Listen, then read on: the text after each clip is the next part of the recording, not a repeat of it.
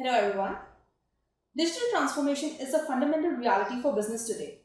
And to cater to the needs of such emerging digital enterprises, I am Udaipur is launching a new program on analytics and new technologies. To discuss regarding the same, we have today with us Mr. Kamesh Mullapudi, Managing Director, Strategy and Analytics, Deloitte, also member of Advisory Board of Center for Digital Enterprise.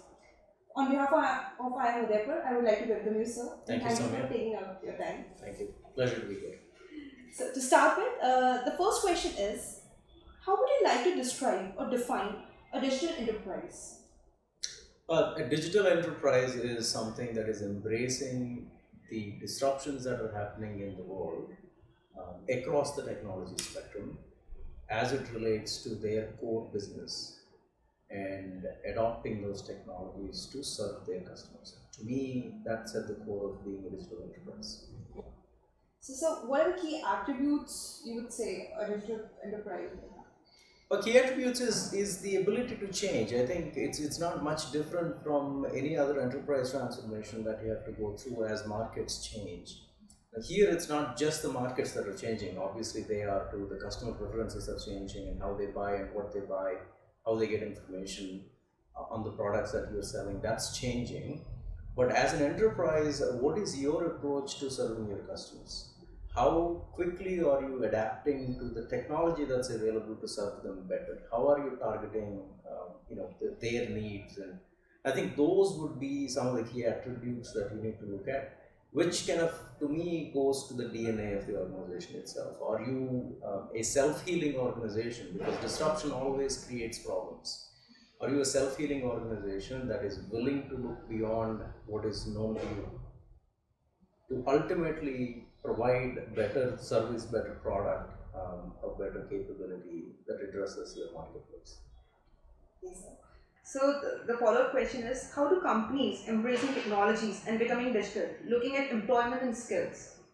So I think a lot of what I said with regard to the enterprise DNA will apply to the employees as well. Ultimately, all the enterprises are made up of employees.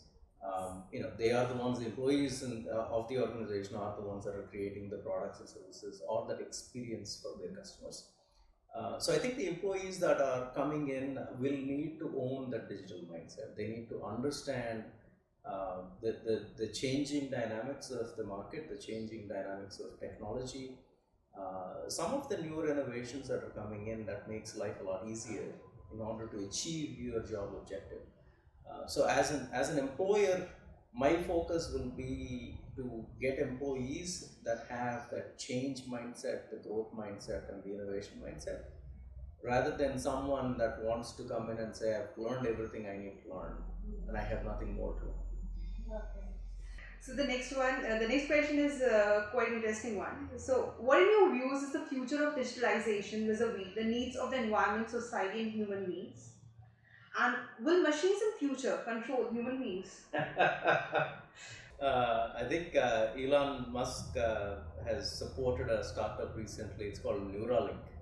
Um, it's interesting to read, and if you haven't, I think you should go look it up. I think, look, the change that has come is not completely based on the enterprises that are transforming themselves to be digital. I think the change is coming from the population of the location or the country or the environment that we are part of. And all of us collectively have become a lot more conscious about the changes that we are making to the environment. All of us are focused on saving the environment as it is around us, and that translates to the corporate mindset as well. Ultimately, the corporates are driving a bunch of these changes. They are driving some of the initiatives that are protecting the environment.